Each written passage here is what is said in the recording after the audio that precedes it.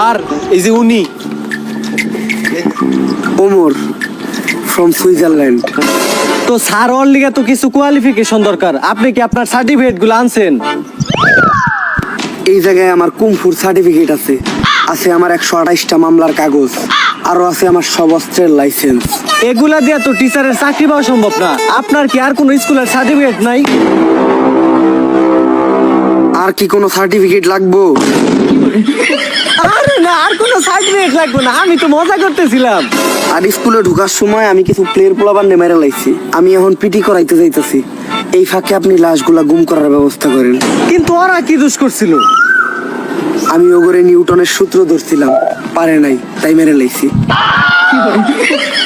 আমার তো কিছু মাথায় ধরতেছে না, পেলের পোলাবার নিউটনের সূত্র পারবো কেমনে?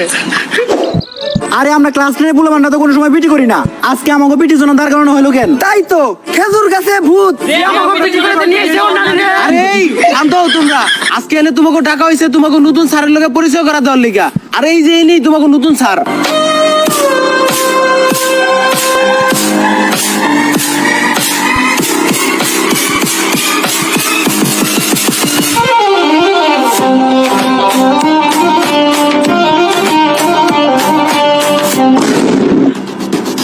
আরে এইটাই তো ওই স্যার যারা আমি স্বপ্ন দেখছিলাম। উনি তো আমাকে সবারে গুলি করে আর কোপায় মারতেছিল। আরে বেটা তুই এর দিকে ডরাইতেছ? জানতি কাওয়াই সাল হের সাথে নাই মাল।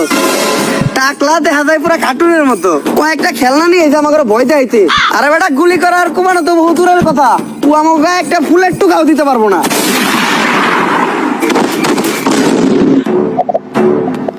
আর কারো কোনো সমস্যা? না স্যার, কোনো সমস্যা নাই। সমস্যা থাকলেও সমস্যা নাই, সমাধান আমার কাছে আছে। যেহেতু এখন পিটির পিরিয়ড, তাই আমি সবাই এখন পিটি করামু। আরামে দাঁড়াও।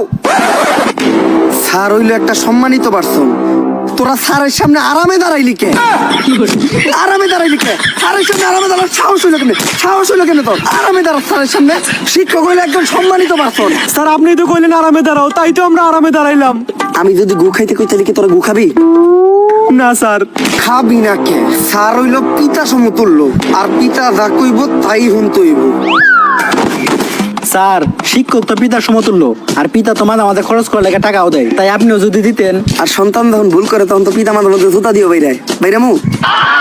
লাগবো না স্যার। এইবার জাতীয় সঙ্গীতের পালা, যা তুই সামনে যা। বাংলাদেশের নতুন জাতীয় সঙ্গীত থাকে এখন না। বাংলাদেশের আবার নতুন জাতীয় সঙ্গীত কোনটা? টিকটকে যেটা বেশি শুনি ওইটাই হইতে পারে, ওইটাই কই দেই। আসমানে তুই কাঁদিস কেন, অট্টলিকার বাহারে। এই থাম, তুই এটা কি কইলি? ক্যান্সার জাতীয় সঙ্গীত।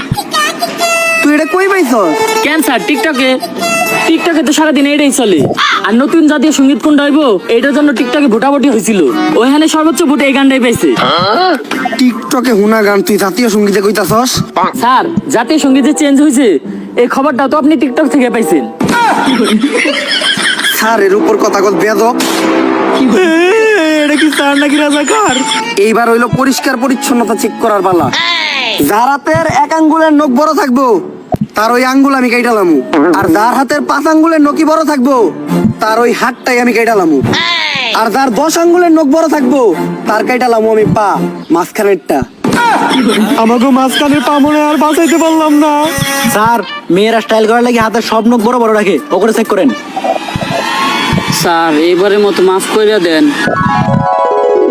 আমি মেয়ে কবুতে একটু দুর্বল মানসিক ভাবে। আর মেয়েরা তো নখ বড় বড় রাখবই, কারণ মেয়েরা বাসার কাজ করে। ডিম চুলতে গেলে, পিয়াজ চুলতে গেলে মেয়েকে নখ ওই কাজে লাগে। কিন্তু তুই যে আমার সোনার টুকরা নামে অপবাদ দিলি, তুই তোর নখ দেখা। স্যার আমার নখ একটাও নাই, এখন কি করবেন আপনি? এই যে এত বড় বড় নখ। বেল দিছে, ক্লাস শুরু হইব, সবাই ক্লাসে চল। জীবনের প্রথম মনে হয় ক্লাসে বেল পড়াতে এত খুশি হইলাম। অগরে তো আমি ক্লাসে যেয়ে দেখতেছি, যেমনি ও কগরে মারতে হইব, অগরে না মারতে পারলে আমার ভালো লাগবো না।